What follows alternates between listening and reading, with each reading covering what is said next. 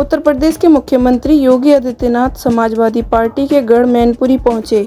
उन्होंने दिव्यगत माधवराव सिंधिया की मूर्ति का अनावरण किया। फिर मंच पर पहुंचकर मध्य प्रदेश से आए कई मंत्री व बीजेपी नेताओं से परिचय कर स्वागत सम्मान किया। उत्तर प्रदेश की कई कल्याणकारी योजनाओं और परियोजनाओं का लोकार्पण किया।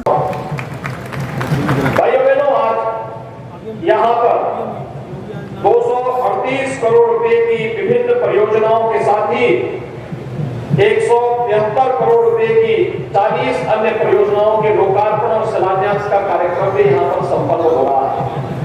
मैं इस अवसर पर इन सभी परियोजनाओं के लिए मैनपुरी के सभी नागरिकों को, आप सभी उपस्थित माताओं, बहनों को, नौजवानों को इन योजनाओं की हृदय से बधाई देता हूं। आप सबके प्रति अपनी शुभकामनाएं भी व्यक्त करता हूं। भाइयों बहनों, हम सब जानते हैं कि एक बार नहीं 9 बार देश की संसद में माननीय सांसद के रूप में वे लगातार चुने गए।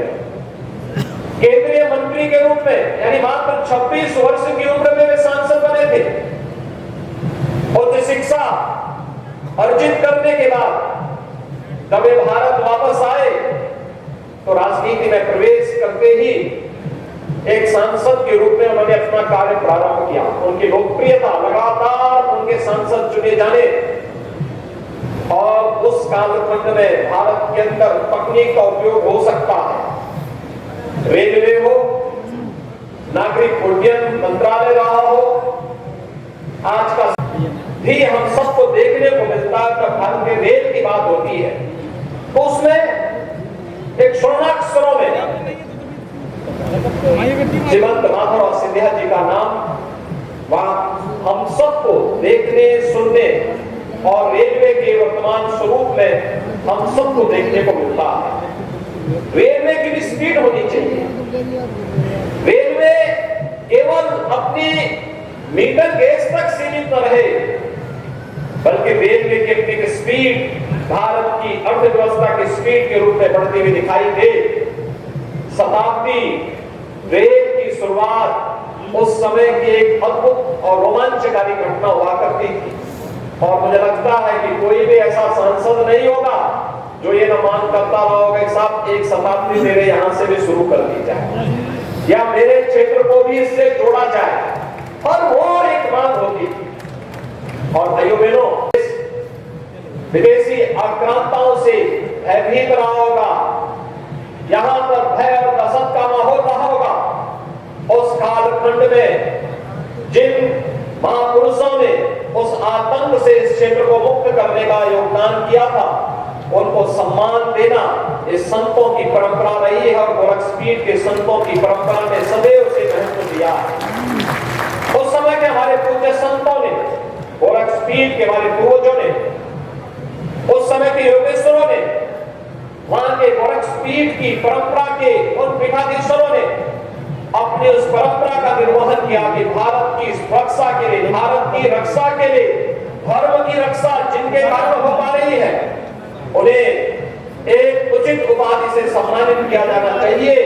क्योंकि अनाथ हुई भारत की जनता के लिए उस समय नाथ के रूप में उन्होंने योगदान किया था। इसलिए श्रीनाथ की उपाधि से उस समय के श्रीमंत माधवराव सिंधिया जी के पूर्वजों को उस समय भी गोरखपीठ की परंपरा ने नवाजने का काम किया था, सम्मानित करने का काम किया था, क्योंकि वे उसके हकदार थे।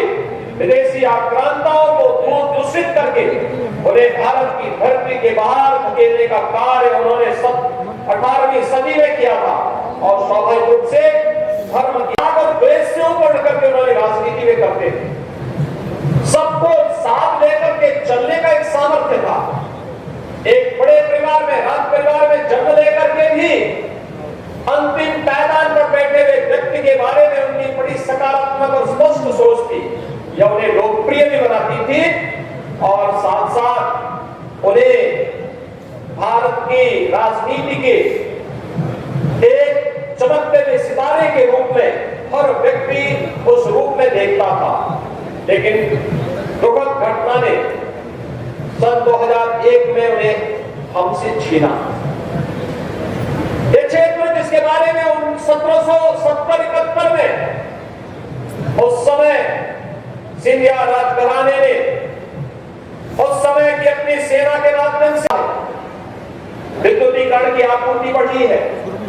हर गरीब को बिना भेदभाव के शासन की योजनाओं के साथ जोड़ने का कार्य हुआ है। हर गरीब को शासन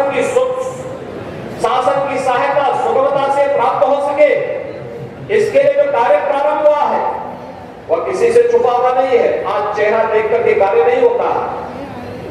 हर व्यक्ति को उसकी सुविधा का लाभ, यानी 6 वर्ष में प्रधानमंत्री मोदी जी के मार्गदर्शन और नेतृत्व में 54 लाख गरीबों को तो हम लोगों ने एक आवास उपलब्ध कराया है। प्रधानमंत्री आवास योजना में एक आवास 54 लाख गरीबों को, 2,61,00,000 गरीबों के लिए एक शौचालय निर्माण का कार्य हुआ।